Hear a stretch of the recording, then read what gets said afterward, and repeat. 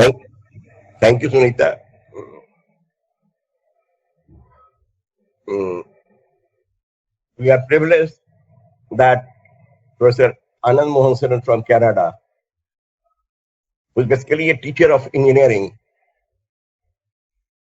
but has a keen interest in the history of India, is going to deliver a lecture on Aryabhat and Kepler. In fact, Dr. Saran used to come India generally in the last half of March or April and used to give a lecture on any topic of his interest and on which topic he has researched. Unfortunately, most probably due to COVID-19, he is not in Patna or India, but he has maintained that relation with Bihar Puravi Parsad and Patna and has agreed to give a lecture on the top today. I request Professor Saran to kindly give his presentation so that the persons who are connected with us may be benefited with his lecture. I welcome Professor Saran and request him to kindly give a lecture on the topic. Thank you very much, Duvedi. I really loved Spring of Patna. See the flowers, you look in the parks there, and the weather is the best among all the seasons in the spring. So I always like to come there. And this year, because of COVID, I'm not able to come. So I'm just holding my breath there. When it is possible, I'll come definitely to Patna.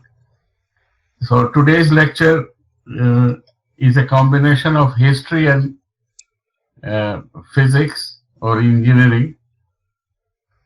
And because this is one of my research interests, so I thought I'll look into the research by Aryabhat, who is a famous astronomer come mathematician. See, in ancient times, mathematics was in support of astronomy. So, if we look at the mathematicians of India, they were mostly in the ancient times, they were astronomers also. So, that is the topic, and I have studied myself in undergraduate, the Kepler's laws, and also I have taught this. So, when I looked into Aryabhatiya, which was written by Aryabhat in 5th century. He lived between 476 to 550 in the time of Buddhagupta. And at the age of 23, he wrote this book. And then after him, other people wrote commentaries on this book. I mean, this was the fundamental book. There were two books. One is Surya Siddhant, and this is Aryabhatiya. And the later astronomers wrote commentaries or whatever. So this was the first book, and all others referred to this book. So I will begin. He wrote this book in Patliputra, in Patna now, and then he reviewed. We reviewed his book as well as Kepler's laws and compare them, and we will see the fantastic thing that Aryabhat did, which is not known throughout the world, let alone India. Even his laws were there, but not known. So when I was going through it, I immediately recognized, when I was going through this Aryabhatiya, I immediately recognized this, the laws that he has written, and then I wanted to expand on it. So that is the objective of this work here. So first we will review a history of astronomy and the relationship between Aryabhat's work and Kepler's laws. And for that, one has to review the astronomy of the world. So Ptolemy was in Egypt. He was the Greek origin. In Egypt, he wrote the famous book Almagest, and who came up with the geocentric theory of the planetary motion. So in his theory, the Earth was at the center, and the other planets in their orbits moved around it. And it was taken very seriously by the church. So, and they became very powerful after 4th century in Europe. So Ptolemy lived in Alexandria in 2nd century AD. Ptolemy's theory was enforced very ruthlessly by the European Christian church until the start of Protestant movement. His geocentric theory continued to be used in India and Islamic countries until the time of Copernicus, who lived between 1473 to 1543, who came up with the heliocentric theory. So in heliocentric theory, it is the sun which is at the center. So regarding knowledge of astronomy in India, one can get fairly good idea about reading the works of Pingree. He was a professor in Brown University in America. According to this source, astronomical knowledge existed in India in many centuries in BC. One can find many important books, Surya Siddhanta and Aryabhatiya, by astronomers in India. They had accurate knowledge of motions of the planets, including precession of the Earth's axis. So what this is, the Earth goes around the sun, that's the orbital motion, then it spins on its own axis, which causes day and night. And the going around the sun causes the season. And then it has a precession. This causes shift in seasons. See, what is winter now will be summer in 12,000, some 13,000 years. It shifts. So that motion is very, very slow. But the Indian astronomers had known about this and correctly took into account in their calendar system. So that is in 72 years, it's 1 day shift. So the Indian calendar never had to make corrections. Europeans, they had to make corrections in 1582 because they didn't know correct their calendar for this one, but the Indian ones, they didn't need the correction. Very large university was established by king of Magad named Kumargupta around 415 AD. He called the Nalanda University. And this university was destroyed by this Khiljis, Bakhtiyar Khilji. Unfortunately, this university, Nalanda, was also destroyed. So Alexandria University was destroyed by the Christian zealots, and this was just destroyed by Bakhtiyar Khilji. So Nalanda University was started right after the destruction of the in Egypt, the Alexandria University, and then this university also made the same fate. Similar was the situation in School of Astronomy in Ujjain around the same time. So Ujjain had changed hands in battles many times. Okay, so first when Chandragupta Vikramaditya annexed the Saka kingdom at Ujjain, then one school of astronomy was started in Ujjain. The university was here at Patna also, but then it was started at Ujjain, and then after the Khilji attack on Gujarat also, they moved to Kerala. So they continued with the research there in Kerala after that. And then at Ujjain, Savai Jai Singh he was Mughal governor there. He started at the same spot as the old astronomy center at Ujjain. He built his observatories. Okay, and many observatories in various places in their kingdom. He built observatories. Sawai Jai Singh built observatories at Ujjain, then Mathura, Kashi, Delhi, and finally at Jaipur, where he retired.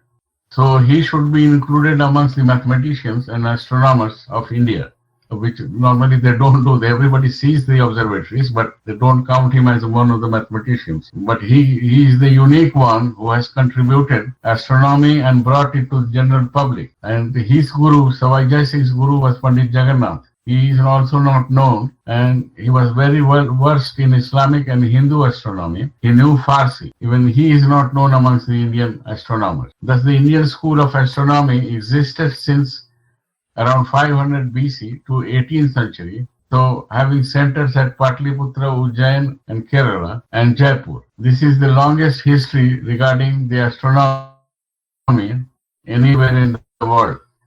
For that long time span, no other country has this astronomy in very developed form.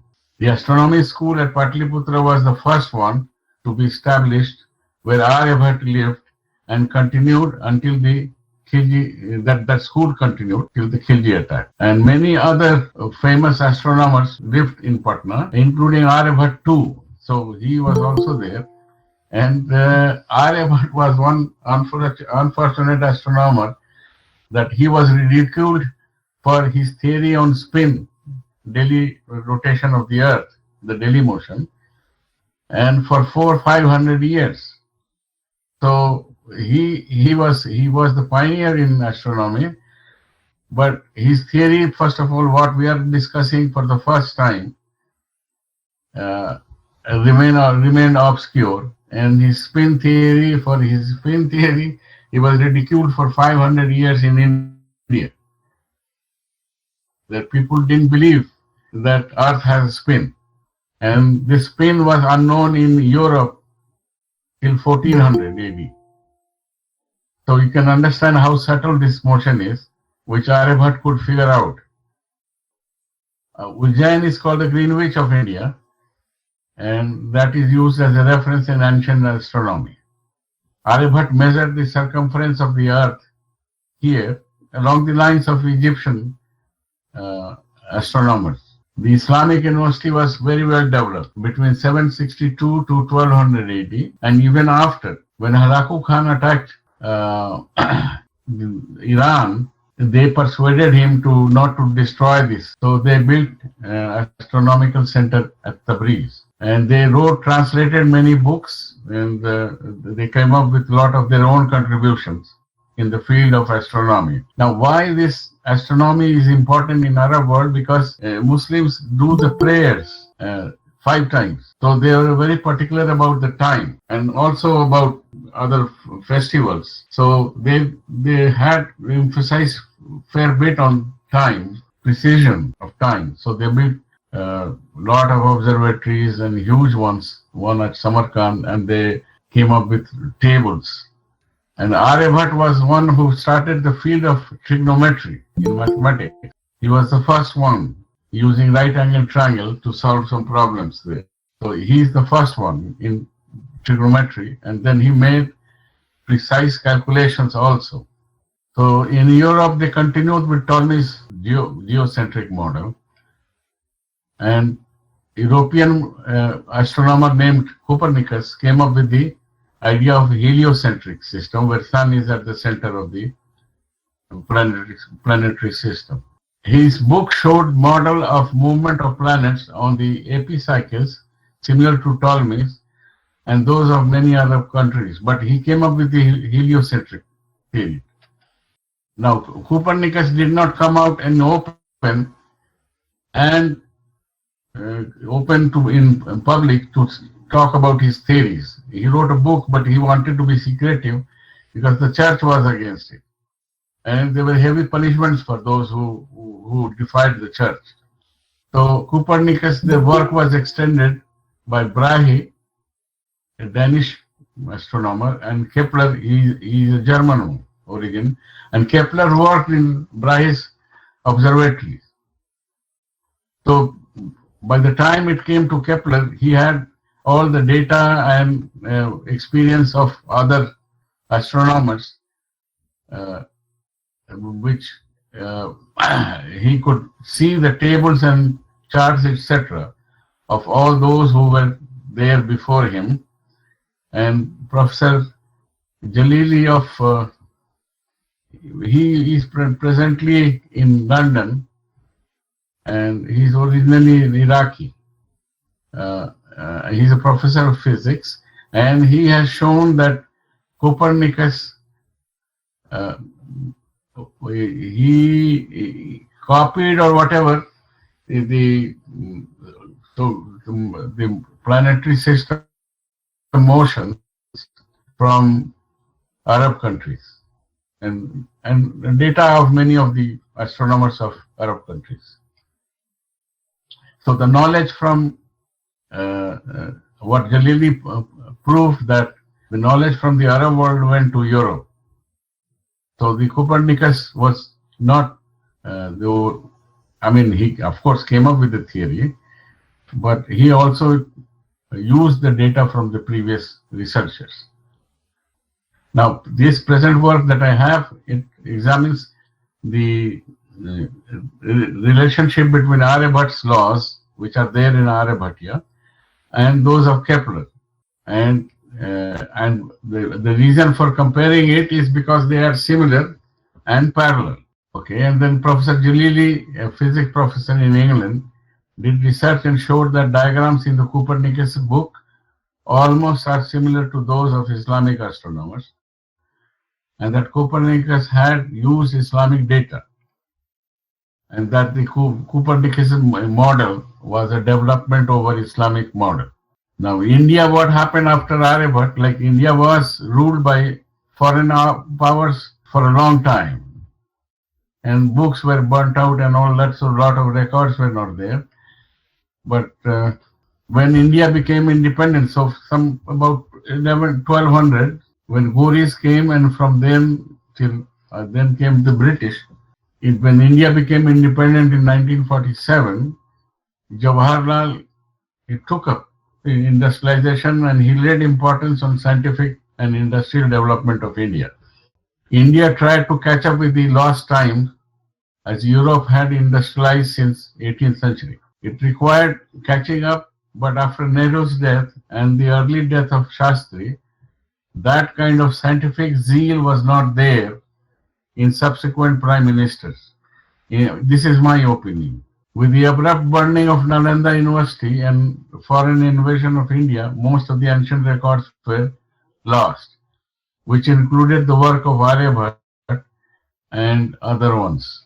So my research includes the field of astronomy, and I came across the laws of Kepler. I was taught in my undergraduate studies, and I also taught them to my students here. So I was pleasantly surprised to see when I was reading Aryabhatiya that those laws of planetary motion. So, and these are, Aryabhat's laws are wider in scope than Kepler's. So I'll show you how it is. So, and this was because of the Earth's spin motion. Kepler didn't have to do it because it was known in Europe in 1400 and later. So Aryabhat, he wrote about this motion in his Aryabhatiya in 499. So the gap is about 900 years for the spin motion, and Kepler's is about 1000 years before Kepler came up with the astronomical motion of planets. And so let's see these laws of Aryabhat and that of Kepler. So the Earth, I showed you the diagram where the planets move around the Sun, and this is so first theorem that he had was planets, the motion is along the ellipse with the Sun at the focus. That's his first law of Kepler. So what is an ellipse? It's this shape here, and from O to X is A. This is called semi-major axis. O to Y is B, is semi-minor axis. And these two are foci. So the focus sun is at one of these. And so this distance is 2c. Now this is the ellipse, and then he said second law is a line joining the sun and the planet sweeps out equal areas in equal time. So what it means, in certain time, if the point Earth is here and then it moves here, this angle is θ1 and this distance is s1. And then at the same time, same amount of time, if it is here and it moves here, then this area will be equal to this area here. So θ2 will be, because this is longer, so θ2 will be smaller than θ1 according to Kepler. So that is his second law. Now these some equations we will use later. So is x square by a square plus y square will b square equal to 1.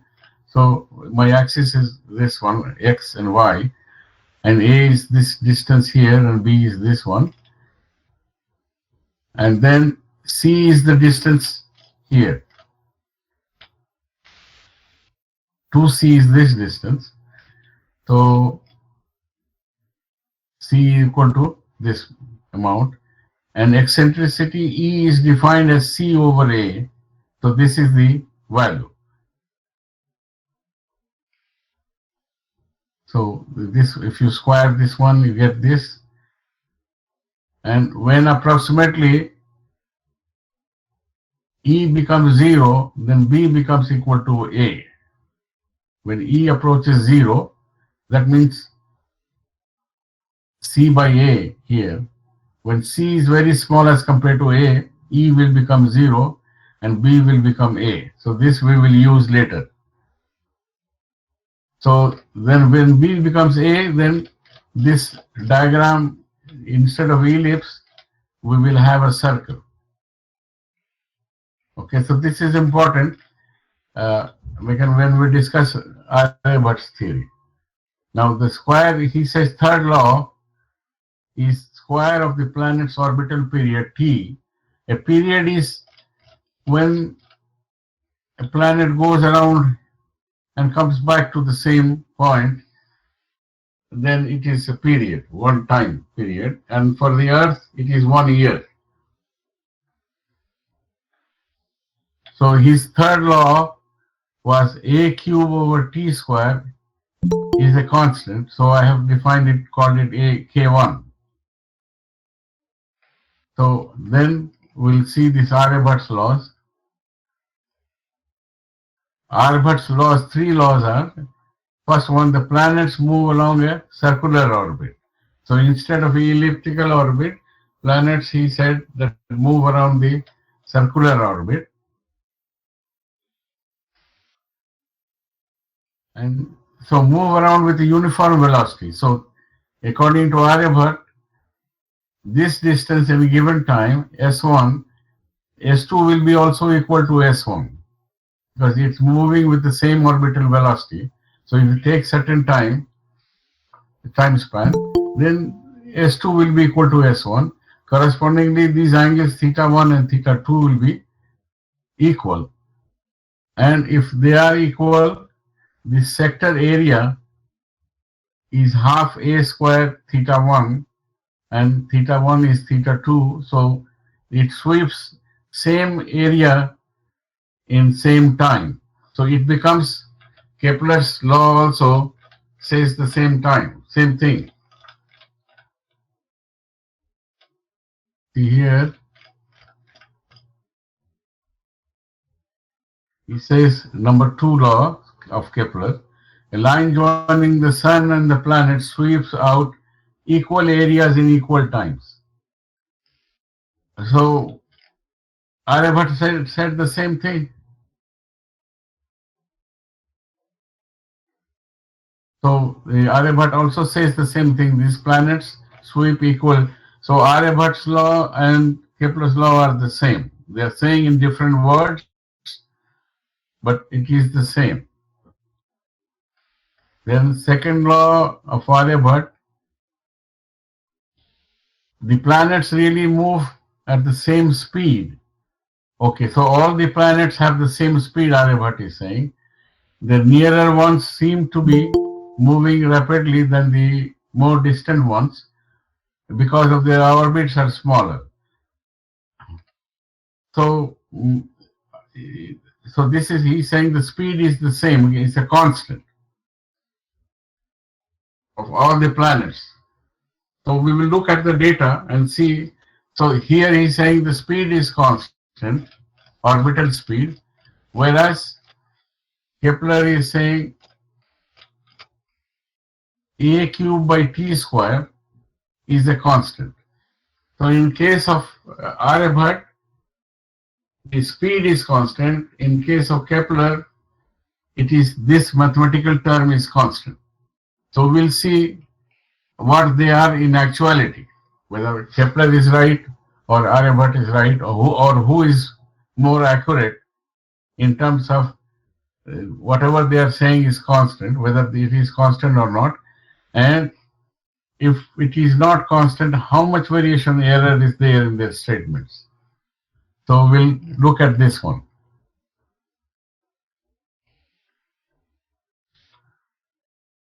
So those two, equal speed means equal area. We have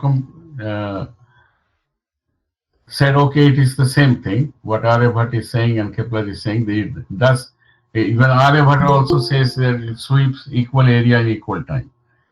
Then Kepler says this path is elliptical. Aryabhat is saying it is circular. So now we will see whether it is circular or not.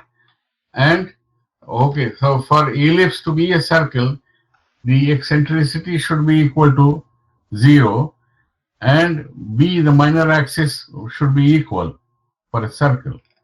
So now we will see from the data what is true. So this is the data I collected. So here it is semi-major axis, which is A. For different planets, it's given here. For Venus, Aryabhat's time, Neptune was not there. Neptune, Uranus were not there. But up till Saturn, it was there. Okay. So then it is A is given, T is given, orbital period is given for all of those. Now these are in different units.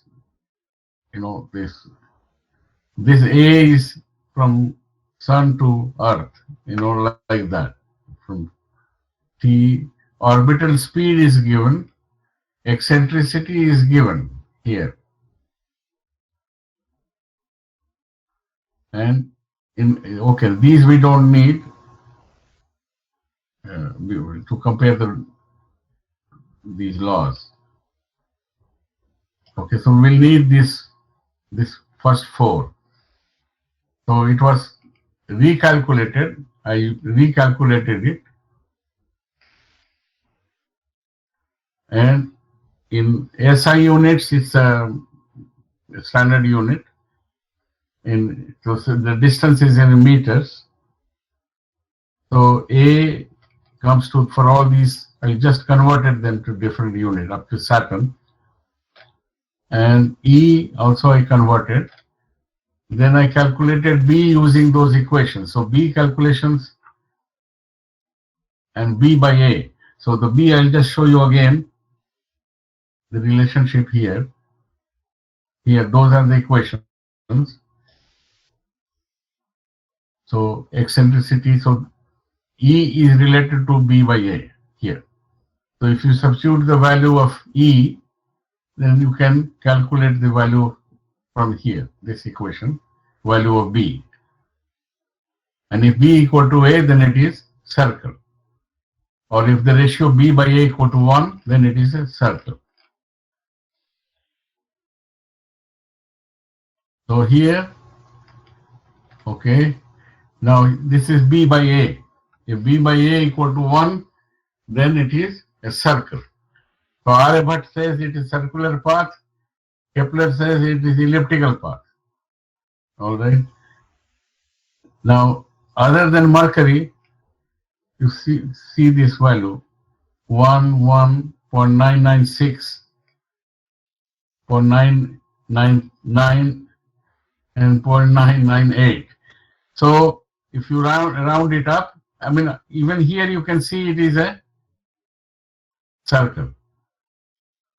So the orbits of the planets are circular.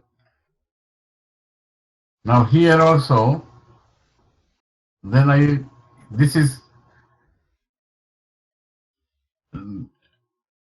okay, so this K value, Kepler is K1 actually, K2 is,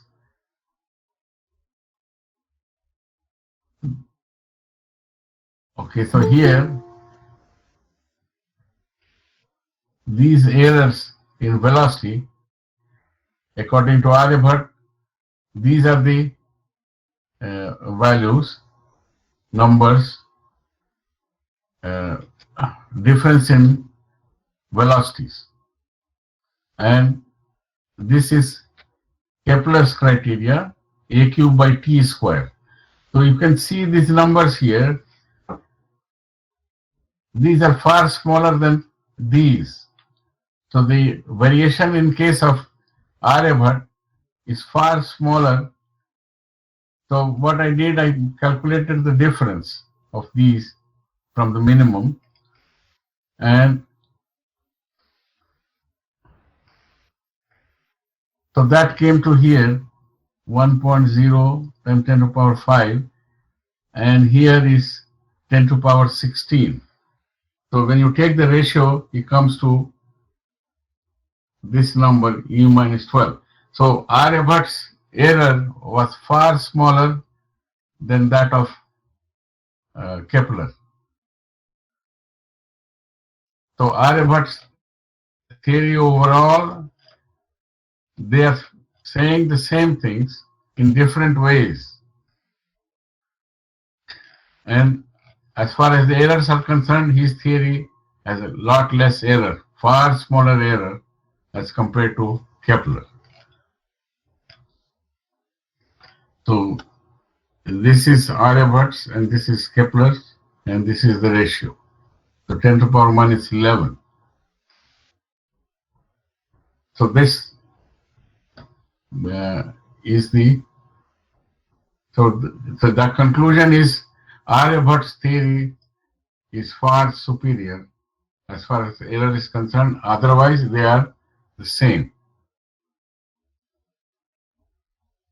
Okay, so this is the presentation, and if anybody has any questions or any comments, you please, I will welcome. And irrespective of language, if you use Hindi, then I will answer in Hindi, and if it is English, then I will answer in English. But it is not taught, and it has been unknown, and Aryabhatiya is easily available. It costs 300 rupees. So if people had interest, the main thing is India had very advanced science, which the Europe and the Arab countries got it, but not as accurate as what these people were in terms of astronomy and mathematics. But it is not known, things are not there in black and white, and Indians should be proud of their ancestral knowledge. And this I wanted to demonstrate using this example, that a lot of these Western books show that, you know, India doesn't have much technology and all, but the present, the value quality of knowledge has to be rewarded. And the present trend that the universities are underfunded, or you know, all this disturbance in the university and not govern it properly, it will cost the country in long term. So they are moving in a wrong direction if they because what happened in the Industrial Revolution, they rewarded the innovation and quality of education, and they still do. I am teaching here, and there is no scene like what we see in India these days, because I go to India every year, and I'm aware of what is happening in Indian universities. I compare my own education there in IIT and Patna University. In Patna University, the standards that I had in Science College, then St. Xavier's College, then IIT in Bombay, they were far superior, and there was no and very strict discipline. So the discipline has to be maintained, and everything has to be timely, and that whole thing has been lost in the from independence to now. It's entirely different in India, and nothing to feel proud about. Living in a very disturbed condition where education and science is not awarded. So now, who is going to make this change? Is a difficult time. Difficult, but one should know about the direction in which the country ought to move.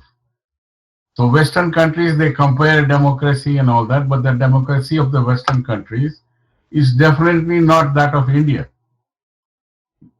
Because here everything, the order is there, the classes are held in time, exams are held in time, and research is emphasized. So those things we got to have in India also. Then only India will make progress, and materially also it will advance. Okay, so I welcome the questions. Anybody has anything?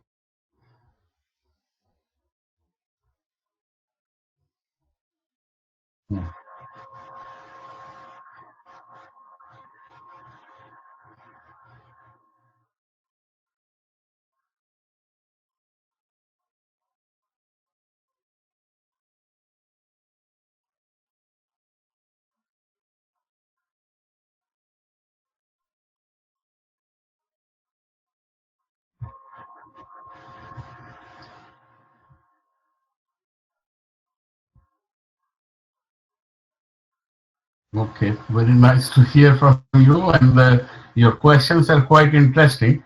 First of all, astronomy, our daily lives are governed by, and even today, the seasons change because the Earth's motion, and accuracy in season, predicting the season, will affect the economy, daily life. So accurate calendar system that they developed, and I mentioned also that Indian calendar system, the 12 months, and see, India had nakshatra system, which is different from the Arab one, like the zodiac one. So if you look at Mahabharata and Ramayana also, they mention nakshatra, which are final divisions, 13 and some odd degrees, and seasons. They studied very fine motions like precession, shift of season also, so they could predict the timing. So agriculture was based on that. Those times and today, if there is a delay in monsoon or bad monsoon, we see the discussions in the parliament. So those days, the life was dependent on agriculture. So the calendar system that India had was, see, English did not have 12 months then. Rome, when they came, Julius Caesar came to Egypt, he was told about to correct the calendar, because agriculture depends on the calendar. So July is named after Julius Caesar. So the Eastern countries were far more advanced in astronomy and timekeeping. So the timekeeping is very precise. They were very particular about the time. So Indians kept the timekeeping very accurate, and the agriculture was dependent on them. See, in 4 seasons, 4 months of rainy season, The monks did not travel; they lived in the chaityas because the water was not good. It wouldn't be healthy to go and drink water everywhere, and the roads were muddy. So 4 months, you see a lot of festivals. They wanted to spend the time. How to spend the time? So a lot of festivals you see from rainy seasons it starts. See from June, July to October, all our festivals are there. So that was the reason for the. So season study, its effect on the festivals, and the whole life was dependent on that, on astronomy, and they had Panchan system. So they had very accurate. But what has happened? India became, those astronomers, they precisely knew the times and nakshatras and everything. Now, when India became decayed, all this knowledge decayed in India. So now you see the horoscopes, computer printed horoscopes and all that. They are absolutely of no use, because what happened with the correction in Europe, the horoscopes, they kept the same name of the zodiacs and they corrected by so many days.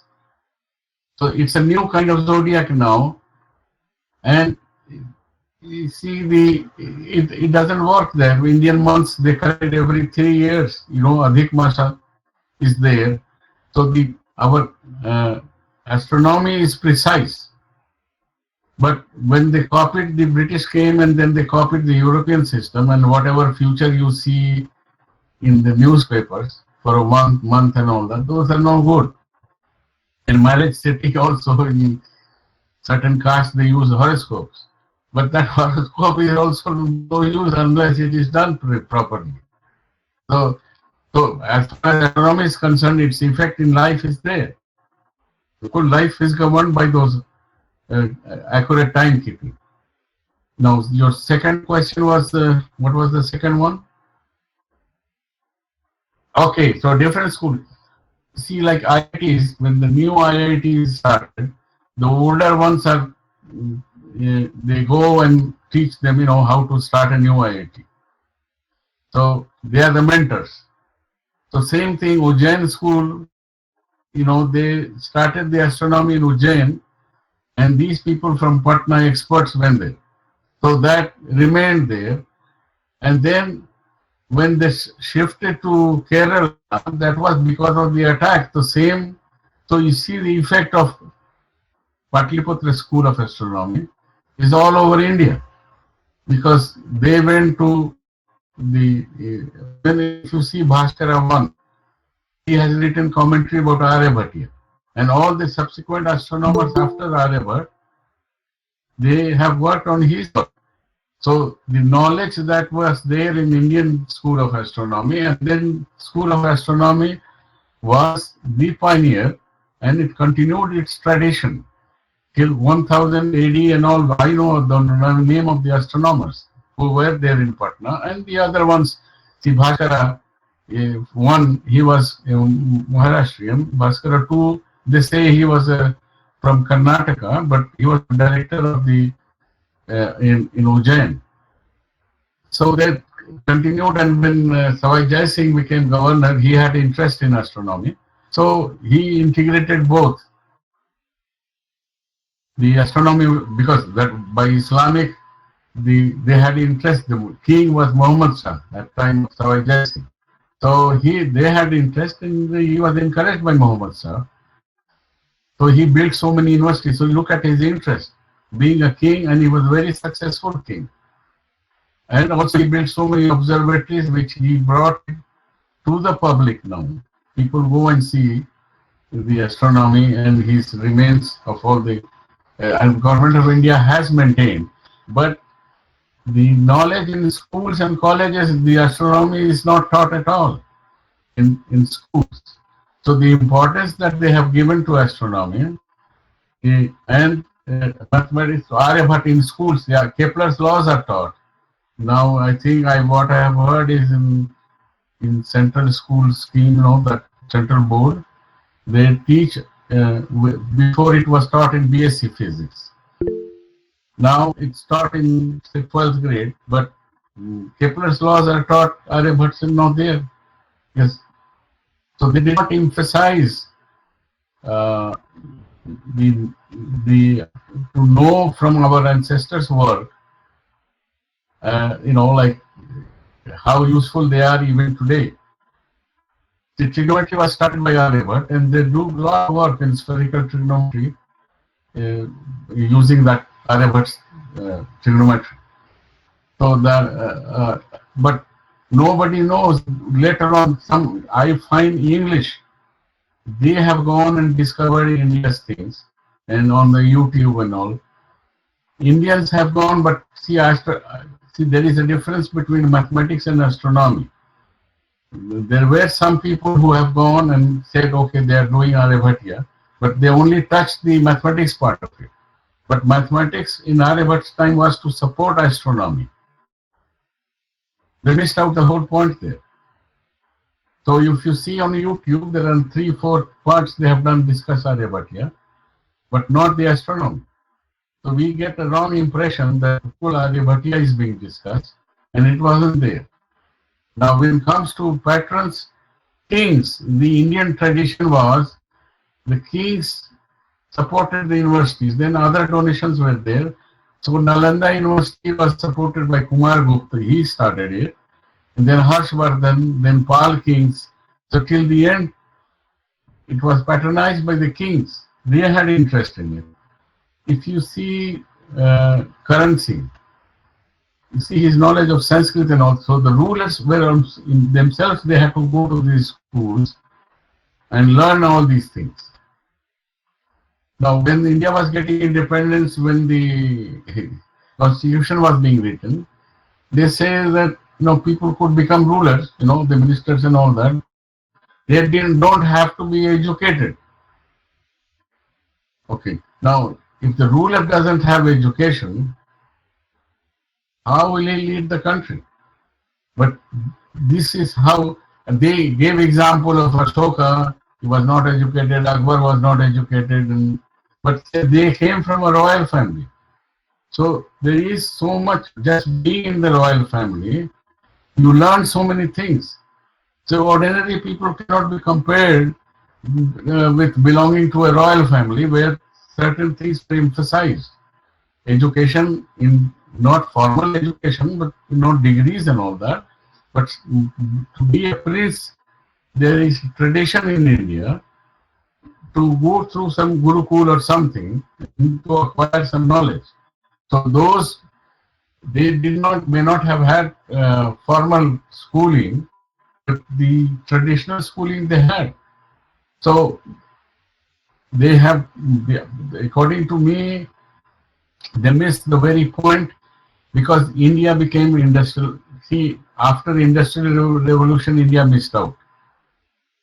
Now the catching up had to be there.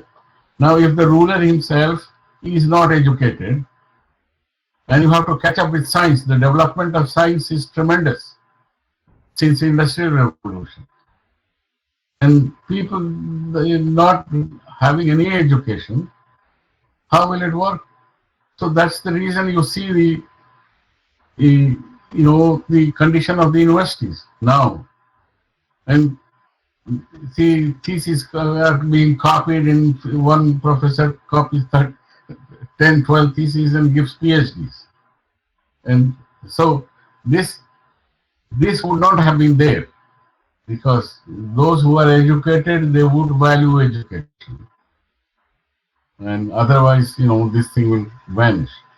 So the answer is Indian kings maintained them, and people who were in education were respected, had a lot of respect in this. And after Industrial Revolution, it's all the much more necessary now that education and science and all these things be rewarded.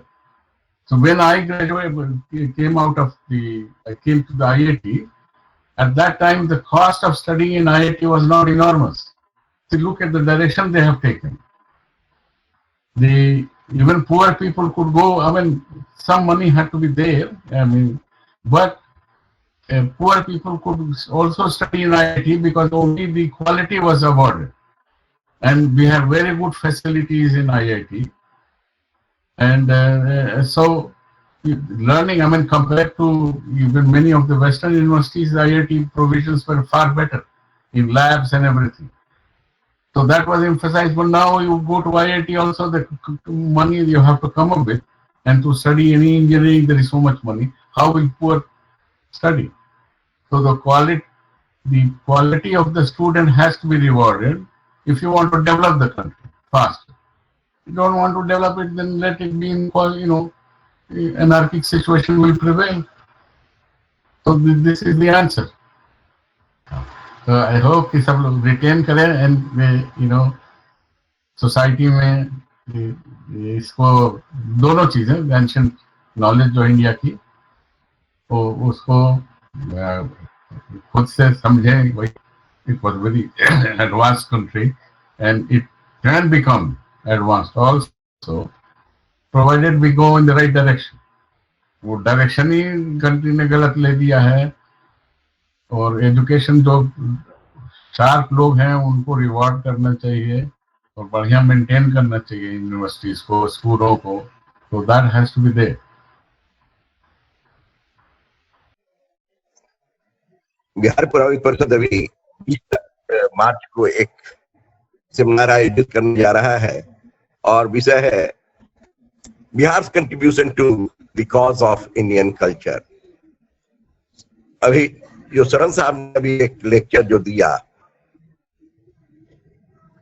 उसमें भी बिहार का contribution है. सच पूछिए तो astronomy में अभी जैसा शरण साहब ने बताया कि आर्यभट्ट ने एस्ट्रोनॉमी को सही ढंग से सही परिप्रेक्ष्य में लोगों के सामने रखा था. आर्यभट्ट ने ही पहली बार जीरो का भी सिद्धांत लोगों के सामने रखा था. बिहार का सच पूछिए तो इस मामले में हम कह सकते हैं कि मैथमेटिक्स, एस्ट्रोनॉमी, इस क्षेत्र में आर्यभट्ट ने जो काम किया वह अनूठा था और प्रारंभिक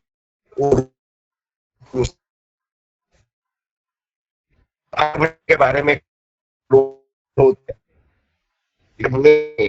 मूलतः वो पाठ्यपुस्तक का था अथवा नहीं, जो भी हो आर्यभट्ट प्रारंभ में वो खुद लिखता है इस कुसुमपुर नगरी में जो हम पुस्तक में ज्ञान जो मिला था और विश्व के सामने तो इस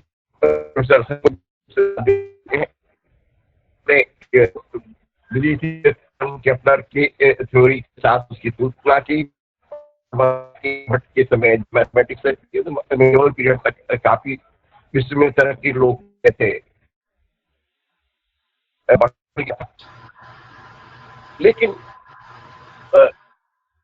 भट्ट के समय उपकरण और उपकरण के आरे नहीं काम किया. उसने जो विज्ञान का जो किया था देते हैं was with us or he with us for very hot lecture. I think the persons who are hearing this lecture will be benefited by his knowledge, and we hope that another meeting. And if Professor Saran doesn't come, we expect another lecture after months on a new topic. Thank you, Professor Saran.